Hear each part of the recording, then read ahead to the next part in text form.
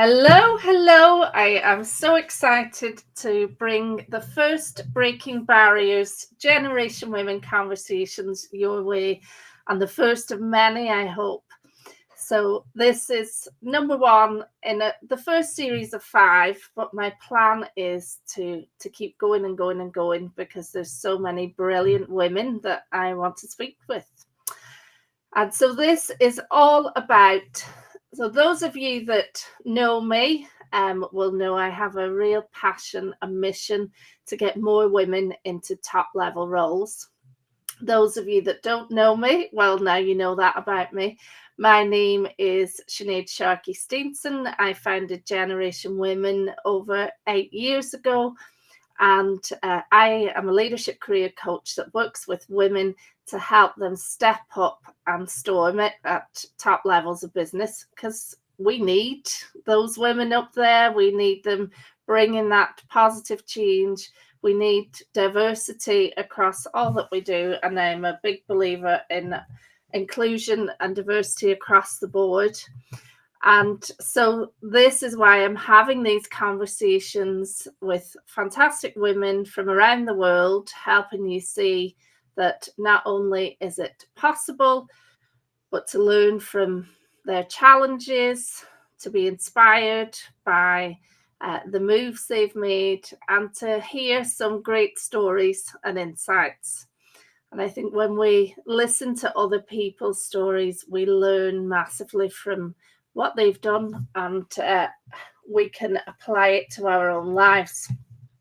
And so for my inaugural interview, I have the phenomenal Archita Fritz, who I met on a business coaching program, actually. And just every session we ever had together, I'd be like, wow, she is phenomenal. And then I started looking into you, Archita, reading your bios and seeing everything that you were doing. And so I don't know if this embarrasses you, but I always hate when people read out my bio. What I'm going to do is I'm going to paraphrase yours.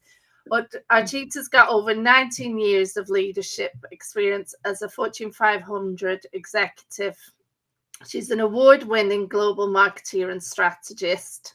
She's the founder of Ready, Set, Bold, a workplace transformation practice that partners with startups to Fortune 500 with their people, product and process transformation needs. Like, there's more. She does so much. The CMO of a UK non-based profit Speak Out Revolution, which I definitely want to touch on, where she champions workplace inclusivity and safety. She's an alum of Michigan Tech and Northwestern Kellogg, and there's some great stories from there. She's the voice behind a fantastic podcast, Embracing Only, where she celebrates those who dare to be different. And she's coming to us live from Dusseldorf, where she's all about transforming workplaces through empathy, innovation, and striving to catalyze impactful change. And I love her mantra. She lives her mantra: be bold, be brave, be you. So welcome, Archita. Thank you. Thank you for reading that. So glad to be on here. Thank you for having me on your inaugural episode as well. Very excited to dig into things. Oh, well, let's start with you've done and achieved so much, and I feel like you must be hiding about 20 years of age, that we can't it's like, how have you managed to do all of this in what looks like a very short space of time? So I'd love you to tell us a bit about your story of how you've got to where you've got to. What are some of the things that we need to know about you, Archita? Absolutely. I'll share. I love to share stories. So I'll take you on a little journey here. So I'm really thrilled to be on here. So I started my journey as an immigrant from India. So I spent the first 17 years of my life in Bangalore, India, and I transported myself from a tropical city of 8+ million people at that time to the middle of nowhere, Midwest USA. a town called Houghton, Michigan, that had a total population of, I think, 7 or 8 thousand when school was in session. And so I started my engineering career, or my engineering studies there, like my undergraduate studies. As a 17-year-old, my family stayed back, so I moved by myself, and so that was quite a journey, and was quite a learning experience as well. But I learned very quickly in that environment when I started my first class in computer engineering. I walked into the class, there was a sea of white male 17, 18 something year olds, and there was me, a little Indian girl who walked in. And I knew very quickly, like, okay, Archita, buckle up, because this is what life's going to look like moving forward. And that's what kind of defines a lot of that journey that we talk about on the podcast, which is the only. Like, how do you embrace being the only? How do you ensure you never stay the only?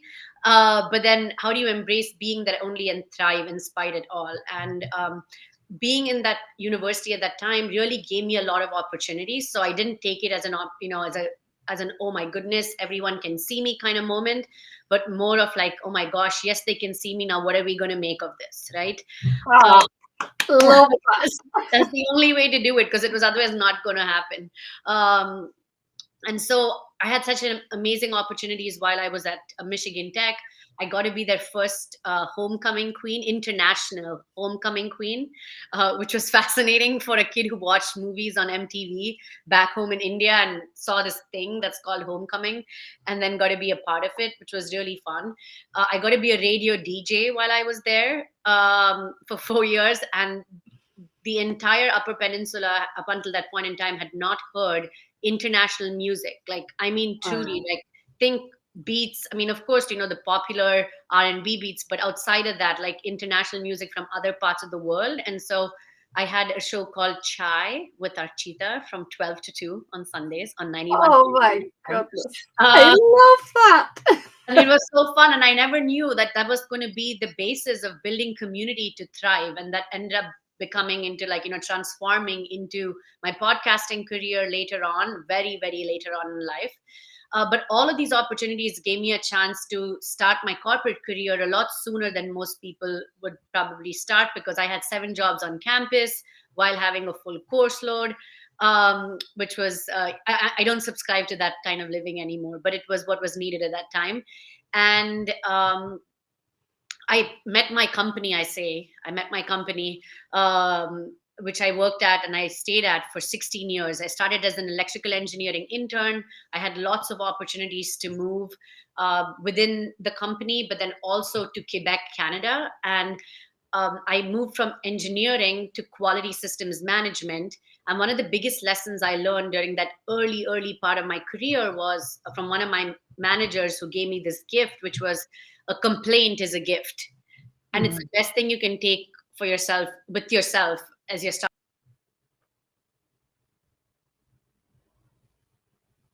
your career.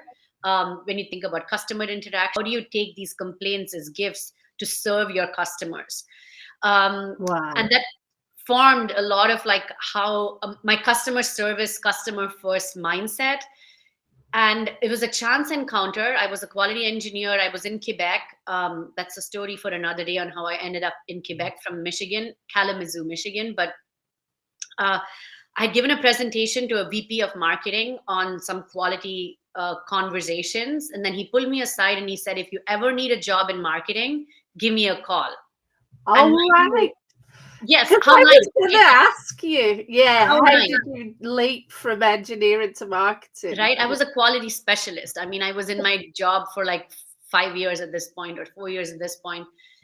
And so I never considered a career in marketing, because I was an engineer. Like, I was raised to be like, I'm going to go up that trajectory. But it was very clear for me as I was planning my return back to the US that that was not how I wanted to define my career. Like, I wanted to have a portfolio career, and I wanted to have different experiences.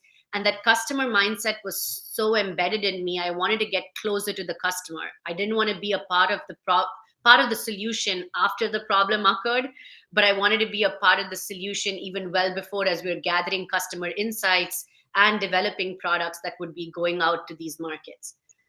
So it was a Friday afternoon. I literally just called up this lovely gentleman, Kevin Conway. I'm going to give him a shout out because he literally, like, his belief in me and his advocacy for me transformed the opportunities I got. So I'm thankful to him to this day. And I gave him a call and I was like, "Hey, Kevin, you remember me? We met 6 months ago at the corridor discussion. And this is me giving you that call. Do you have a job in marketing for me?" That was my pitch. That was it. Nothing else. No other rehearsal. That is the joy of being naive, you know. And then he was like, "Archita, this is perfect timing. A person on my team just put her 2 weeks notice in to go become a teacher. Give Dan a call. You have the job."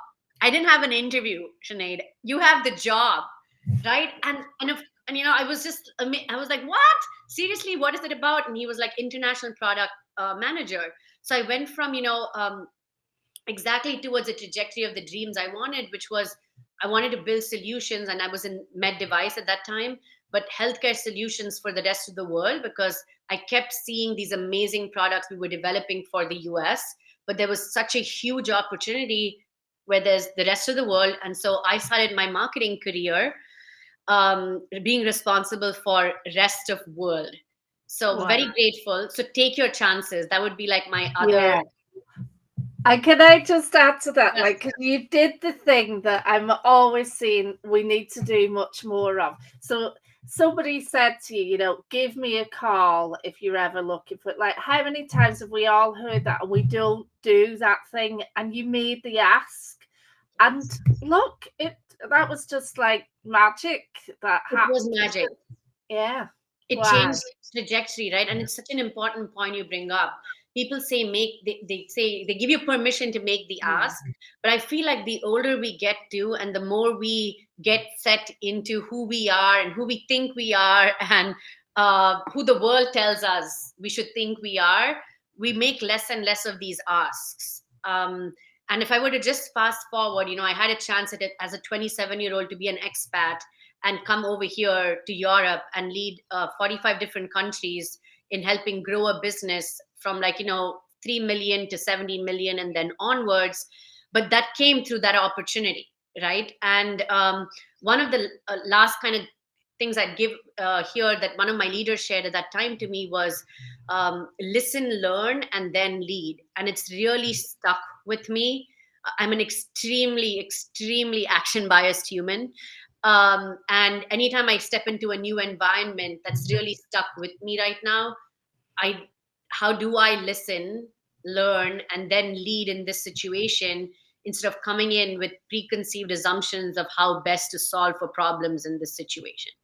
Yeah. Oh, that's so powerful because, we've all been in the situation where the leader has come in and just gone, right, this is what we're doing. And everybody hates that. It's like, okay, no, no, that's not what I'm here for. But when you take that approach, it's something we learned a lot about. I used to have a background in Lean Six Sigma, Mm. and it was like, no, you stand in the circle, you watch, you observe, and then you take action. So love that. Yes, yes, and that he was a quality leader as well, and I think that's where he got it from. Yeah, But I know so many of the people there share that story as that those words as well, and yeah.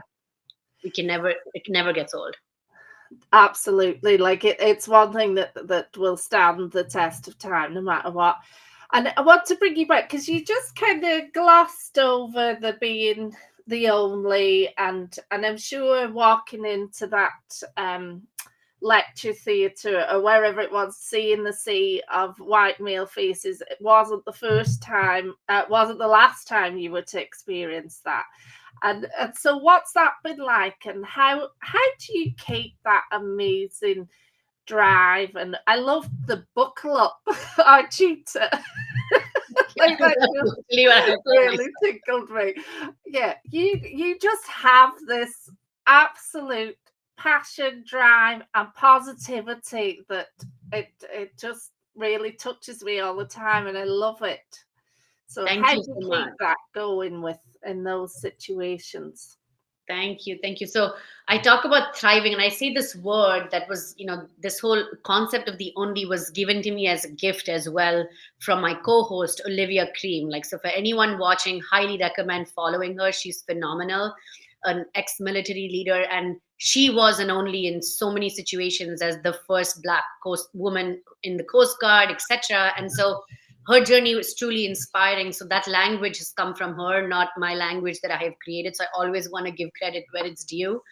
But as you asked me the question with regards to like my journey starting as that 17-year-old, uh, as a 17-year-old, again, you're like, you're in this situation. You're like, I'm gonna find a way to thrive. I never said I don't think I ever used the word survive, because it was like, I've got to make it. Like, this is my definition of success. And in many regards, I look back, it was flawed in many ways, and I'm course correcting for that, but that's okay. But I had a very, set way of success, like find a job, go all the way through the C-suite, and like boom, boom, boom, boom, boom, like, win, win, win, win, win. There were lots of other numerous only experiences. I was the first woman engineer the company I mentioned earlier had hired on that particular team. I was the first person of color they'd hired on that team. Again, as an intern, right? So there was no full time person, there was nobody. And I was the first woman person of color in that entire plant who was an engineer as well. So there was a lot to navigate, because a lot of times, as an 18-year-old, as a 19-year-old intern, as a 20-year-old intern, I was looked to provide direction for an entire, forget like forget just Indians, the whole people of color, like across the board. And I was not trained. I mean, I'm no expert. Like, all I know are my lived experiences, right? And there is a lot to say about lived experiences as well. Um, but those were a lot of the numerous only experiences. I was then the only for 5.5 years. I was the only woman leader, only director who was a woman, in the entire Europe, Middle East, and Africa for the division I was leading, which is insanity. Yeah. And the only person of color. But so this is like constant. And what I tried to do, of course, was really change that. That was one of my key goals, stepping into those places. So how do you create spaces and opportunities to hire talent, and then to promote talent into at these tables as well. And so, yeah, there are lots of like ebbs and flows that come with being an only, like, and I would say very early on as well, I spent that 1 year in computer engineering, Sinead, and I realized very quickly, this is not the place that I'm going to thrive in, because I was spending 17 hours a day behind a computer screen coding. And yes, I enjoy coding. Like, I used to. I don't think I do anymore. Maybe I would if you drop me in front of a computer again, with a bunch of code that I have to learn. But I was just like, no, I got to go live life. Like, I want to experience this life that I have here. And so I made the decision to switch to electrical engineering. Now, mind you, I mean, it's not like dramatically different, but it made a huge difference because I found community. I found community because we had three other women in the program, right? Like, in a sea of 294 students. But heck, that was better than nothing, right? And we had two women of color that were in my program, and they're my closest friends to this day.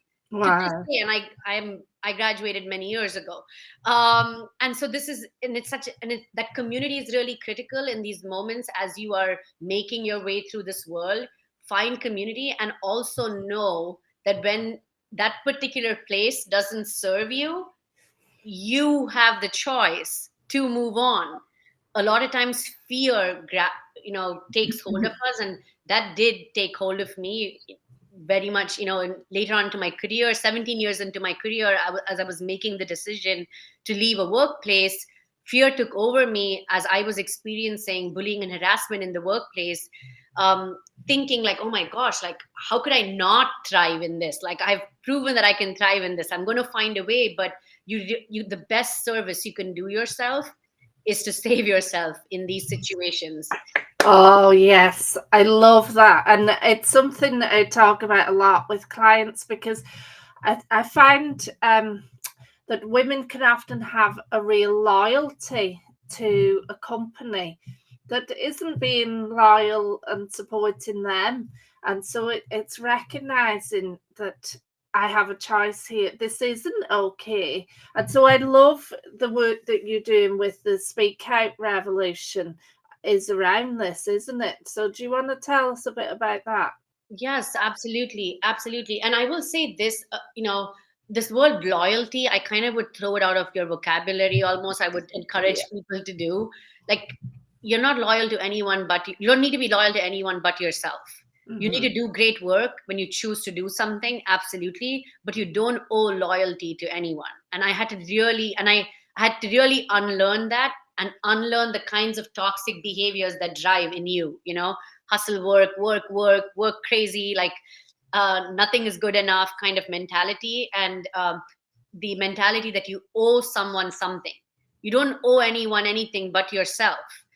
When even you're part of large companies, you can truly appreciate your team. Like, I truly appreciated the team I had an opportunity to lead, because being a leader, it is a huge privilege to be able to lead people, because you have their futures and in your ability to help guide and drive. So I never took that responsibility for granted. So I was thankful for that, because I helped create those opportunities as much as I had individuals help me step into these opportunities. But you don't owe anyone, like, you don't owe a brand anything, so always recognize that you have a choice. I can't stress this enough. I um, love that. Yeah. and this choice is so important, and that kind of leads me into, like, introducing Speak Out, as you just mentioned, Sinead. So Speak Out Revolution is a woman founded nonprofit based out of the UK. Two phenomenal women, Marie Hemingway and Fran Holmes, both scientists, and STEM women in STEM in their own regard. They found an opportunity wherein it was actually a male peer who had experienced incessant bullying and harassment in the workplace, who they happened to meet many years later and happened to just have a chat. And the male peer was like, I'm still experiencing this. Like, I keep reporting it, it goes unnoticed. And so they're like, well, how can we use tech for good, source more of these experiences and stories to help inform organizations of the impact that the silence of workplace bullying and harassment has on individuals, teams, and organizations. And Mm. that's what has ended up in the creation of this open source Speak Out dashboard that has experiences from over 1,500 individuals across 130 industries and 30 plus countries. Wow. And it's such a magnificent resource. I referenced it in a blog I did Hmm. not so long ago about, dealing with those toxic cultures and getting yourself away from that. And I definitely encourage everyone to go and check it out. Because we just shouldn't be putting up with this. Life has got enough challenges without the place you spend most time being the hardest place to be. Yeah, Yeah. absolutely. Yeah. Absolutely. And I know you can get informed on language. I think I was missing language when I was having my experience. I remember having a walk, talking to my sister about what I was going through, and using the language that it was me. Everything like, oh, I think I'm not doing this well. I should have blah blah blah blah blah. All of this jazz. And then she used the word gaslighting, and I'm like, what is that? Because I'd never considered that in the space of a workplace. And then as I educated myself more and understood more, like, so many things came to light, like microaggressions, gaslighting, slighting, etc. Mm. So the Speak Out website has a lot of great free Yeah. resources on educating yourself, but also understanding. The dashboard gives you a chance to filter and see. I'm a woman. I'm just between the ages of 25 and 30. I'm not, but I'm a woman between the ages of 25 and 30, of South Asian ethnicity, who identifies as being female and who is based in, let's say, the United Kingdom. It can filter and tell you what is your likelihood for your particular formally reported complaint to be resolved based on the experiences of so many others who have shared it. How likely is Wow. it to get worse? What are some of the things you should consider with regards to, like, mental health deterioration, etc. So it really helps you as an individual, but then as organizations, it gives you insight to understand how are you performing versus the industry today, and what can you do differently. Brilliant. Yeah, yeah, because I see the other side of it when I have women come to work with me, and I often I I believe language is really important and powerful as well. And I'm really behind the use of the word toxic in these workplaces, and toxic management, toxic leadership, because it actually is a poison to your Yeah. system. And the longer you stay in that, the more you're ingesting it, the more poison you are taking on, the more damage it's doing to you. So staying in that, thinking it's going to get better if I just do this, it's me working harder, that's not going to change. And it's going to take longer and longer to recover from if you keep stuck there. And so, yeah. Absolutely. And have you any? I know you have experienced some challenges like that. Is there anything you would be happy to share, or wisdom you got from it, or actions that made a difference for you? Yeah, so I think the minute I say the minute because it took me 18 months, okay, to get to that point. But the minute I recognized that I have a choice, I mentioned this earlier, but I cannot emphasize this enough because you have this survivor bias. You're like, I made it through this situation, I can make it through the next. Like it's just a matter of making it through Mm, situations and then I'll be fine. Because you reach out to allies, and speak out data shows as well, 64% of the time there's an ally present when someone is experiencing bullying and harassment in the workplace.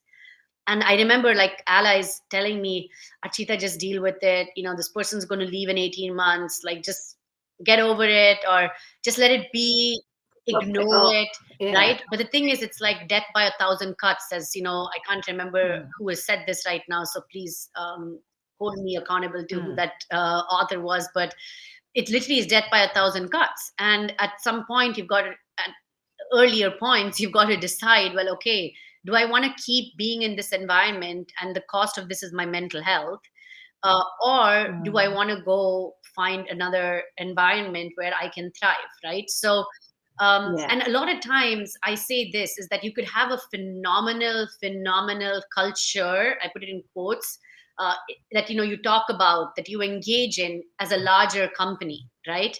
But culture is truly formed in teams, within the teams that your manager, your leader, your peers that you're surrounded with, and that's where culture actually comes to life.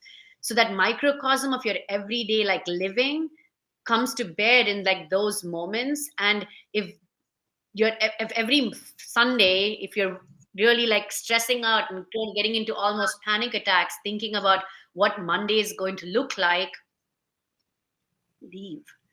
And I did not Mm, do this lightly too. I'm not just saying that I woke up one morning. As I said, it took me 18 months to get to this point, because I had to plan to leave. Like I always share this as well. Like I don't just, there is no need to be an activist in these moments that require, that especially if your family depends on your income, on you having a job, on healthcare. In the US, for instance, you need to have a job, otherwise you lose your healthcare, right? So um, mm, be cognizant of those considerations. And so I took the time to think through what is it that I need to do and plan in order to leave, and what would it take to stay as well. I even considered that. And then, looking at those, I ultimately made the decision I made. And I'm very thankful for like my time I had there. And I'm also thankful for this experience, because through therapy, I've recognized since then that I needed that experience to get me out of something that I was very comfortable doing for so long. And it needed that mm. to wake me up, to be like, however painful it was, to be like, okay, it's time to actually step away and spread your wings outside of Yeah. the space. Yeah. So I love that, finding the gift in the situation. And I think that's a hallmark of your, something that stands out about you to me in in person, but also how you show up online, is your attitude of positivity and absolute support. Like, I would encourage everybody to follow Archita, because I don't think I've ever seen anybody just quite so supportive and as great a cheerleader for others. And so where's that come from? And tell me about that, and who's been your cheerleaders along the way? Gosh, I think my first cheerleader has got to be my mother, 100%, because that lovely human, uh, whether I could do it or not do it, or I was absolutely incompetent and should not have been the one doing it, she just would always advocate for me to try, and really, really cheered us along, right? So there were these, I remember my first memory of this. There were these competitions for coding, of course, is coding, computer programming, when we were in fourth grade, okay, and fourth and fifth grade. And I mean, I'm talking India, this is common occurrence. And there were people only certain kinds of people could participate because there was a fee to participate. And there was, you know, there were one of the neighbors had a cook that used to work for them, and that cook had two sons who didn't have the fees to pay to go to these said competitions. And there was a lot of prejudice of, like, if you're a government kid who goes to a government run school versus a kid that went to a convent, etc. So my mom created her own software programming competition where everybody could participate. And guess Oh, what? That cook's son came in number one, and to this day he like always attributes my mom to, like, that she was his first cheerleader to, like, say, like, we'll create ways in wherein you can thrive. Essentially, I'm using this language now. And so I think that I've seen my mom do this for so many people. Like, just I can't even count the number of people that came through the doors in our home, where she always would cheer them on, like, gave them the energy and empowered them to believe. And so I think that, without a doubt, whether good, bad, or indifferent, sometimes I'm crazy for things I believe I can go do, and I'm like, I'm gonna do it. And I'm out. that's just, oh, wow, what a beautiful story. Thank you for sharing that. And so I can definitely see, I can see the apple fell very close to the tree there. You embody your mum's whole ethos and passion. Yeah, that's fantastic. Can I share one thing, And Sinead, though, that one of the things I yeah. had to unlearn as I grew older was, just because someone says you cannot do it, it doesn't mean you need to prove them wrong. Because Hmm. I would chase some things that I was like, why am I chasing this? Or someone said I couldn't do it. Well, do I really want to do it? Actually, no. So why am I putting my energy, my time, my mental, like, space into something that is not even aligned with what I want, just because someone said I couldn't do it, right? So there is that double-edged sword there. Like, as you navigate that too, is understand why you're doing it, not because someone said, well, I bet you can't do it. uh, Yeah. I've never seen anyone do it, but I'm going to prove them wrong. Well, okay, if it absolutely aligns towards what you want to achieve, that's great, fabulous, and I'll be the first one there cheering for you. But ask yourself that, because you'll save yourself years of your life. Yeah, 100%. And that actually lines up with something you alluded to earlier about your changing definition of success. So you mentioned earlier that you were following the standard success path. So tell me about how that's changed and what you see as success now. Yeah, gosh, I don't know if I have a beautiful little, like, line on, like, what I call success right now, but I very much know what it was before, which was, graduate, get married, have two kids, and get a house, get a car, and be able to do all these things, and then serve the community in some way. Okay, and then, keep growing up the corporate ladder. That was my definition of success. And then, in my very early 30s, I had the gift of a third child. I'll just say that. And that's when my world shattered in, like, and I don't mean it, because this lady is, like, amazing. I love her to bits and pieces. But when I found out, like, I was about to have my third kid, I recognized I have no control over things, like as I thought I did, like, naively walking to this world and thinking like, check, like I got this all under control. And that actually led me through the journey of starting the podcast, because I wanted to understand, how do people define success for themselves outside of the proverbial corporate ladder. That was the Mm. original thesis of the podcast. And so interviewing so many women over time, and some phenomenal, like, women doing different things in their own way, like women fighting cancer. That's phenomenal in itself. I spoke to a nurse on our podcast, and she was like, Archita, I have not done anything useful in my life. I'm like, oh my gosh, like that's one of the hardest things, is that people don't individuals don't recognize the value they bring into this world. Mm. So if anyone's listening, I would highly my request would be, and that's why I also cheerlead people so much, while people are alive and on this earth, let them know how phenomenal they are, because no one does it for themselves, nobody does it. Oh, love. And the more they hear it from other people, if that could be enough to spark them to be like, I can do this, and I am successful in my journey in life so far. Yeah, and that is hugely important, because a lot of cultures, the country I live in now, has a real culture of, being modest, and you don't boast. And there's even an expression I heard here: "Go slow, don't blow." So stop moving too Mm. fast and stop blowing your own trumpet. Oh gosh. Hide it. And that's the route to not believing in yourself, to people not recognizing the value you can have, the impact you can make. And if we want to step up, and we all have such a valuable contribution to make, and to really make that, we have to see it, and then we have to help other people see it. And so if you yeah, and I totally believe in, catch somebody doing something good and tell them about it, and Yes, let them know, because they take it for granted. They don't even see it. exactly. And I mean, it's the patriarchy that tells us to be modest, to be humble.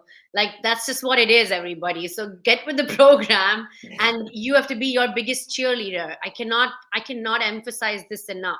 You have to be your biggest advocate, no matter what. I've had some phenomenal advocates for myself in my corporate career, and even now, like outside of my corporate career, doing my own thing. But I cannot tell you the number of times that if I had not pulled myself up, like I would not have moved on. Like I could have just stayed in that dark place for years on end and been Yeah, okay, survived. But is that good enough? Like, we don't want to be on this earth in the short time we have to just survive. There's an yeah. amazing book I want to recommend people to read. It's by Stephanie Sword Williams. It's called F Being Humble. Look it up. It's amazing. I'm sure you'll have, if you've not heard of it. I think she's from the UK. But it's an amazing book. It's a super easy read. And if you need to get started on your journey to be your biggest cheerleader, it's a great place to start. Oh, yeah, absolutely. Yeah, we've got to get out there and do it for ourselves, because I always remind people that, like, nobody else is going to do it for you. Nobody else is coming to fix it. And I'm going to be using buckle up. It's up to you, Sinead. Get in the seat, and that's what it's for us all to do. Right, we're coming to the end of our time now. So I just wanted to ask you, what would you love to see change for women in leadership, and for, being the only in the room? Yeah. Some last thoughts and advice. Yeah, I mean, I just say I've shared this on a couple of like blogs and like podcasts I've been on. Just three things, and the first one is, don't let somebody else's definition of success be yours. And the best way to do this is to get like really clear on what is it that you want, be your biggest advocate, and then go make it happen. But don't, especially if you're in a corporate career or even otherwise, don't hand over the keys, as I shared, of your career to a family member or a manager or an organization. It's yours. So drive forward. Two, there is power in imperfect action. Well, I have a huge bias for action. I would really encourage everybody, is it could be uncomfortable because it's not perfect. It could be like, well, my God, I'm really afraid. but take those little steps towards that imperfect action, because there is no such thing as, that perfect time, or that perfect opportunity, or that perfect time when I'm in this role, or when I'm at this stage of my life. But as we all know, like, it's just consistent action that drives growth, that drives impact. Yeah. And then the last one is, I think I read this for the first time on a Sahil Bloom post, but it really stuck with me. And it's like, getting familiar with the spotlight effect. And this is this phenomena, this psychological phenomena, where people tend to overestimate the extent to which their actions and appearances are observed by others. So really let go about, how you are being perceived, and focus on your goals, so you can lead effectively, and you can inspire action and advocate for change that's lasting. Those would be. Yeah. Oh, love that. Thank you so much. Oh my goodness, I don't know how anybody is gonna uh, process all of the wisdom and amazing nuggets and stories that you shared there. But I just want to say a huge thank you, Archita. That was phenomenal. You are a force to be reckoned with, and I love that. I'm so glad that I know you. I'm grateful to have you in my life, because it's a joy watching you shine, rise, and shine a light on other people around you. So thank you for being my first. You won't Uh, be my only. no, yes, I love to hear that. Not your only. So thank you so much, Sinead, for having me. It was such a joy being in conversation with you. Okay, thank you, and goodbye, everybody. I hope you enjoyed that. We will be back next week with Sarah Joyce. So let's see you then.